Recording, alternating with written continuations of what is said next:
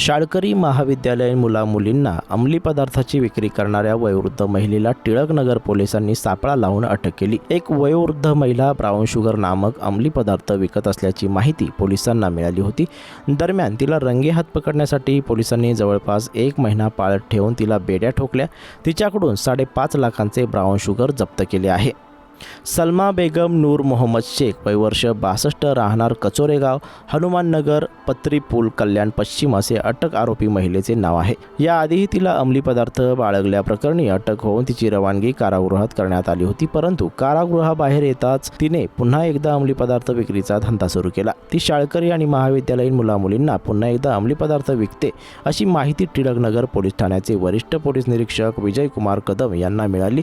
त्यांनी सहाय्यक पोलीस आयुक्त सुनील कुराडे यांच्या मार्गदर्शनाखाली तिला पकडण्यासाठी विशेष पथक नेमले होते।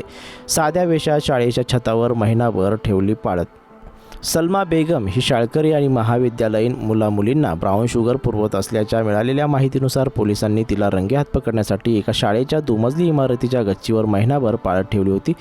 तिला ताब्यात घेतल्यावर तिच्याकडे 36,790 रुपयांची रोकड आणि 5,20,000 रुपये किमतीचे 104 ग्रॅम वजनाचे ब्राऊन शुगर असा एकूण 5,56,790 रुपयांचा मुद्देमाल जप्त केला गेला आहे।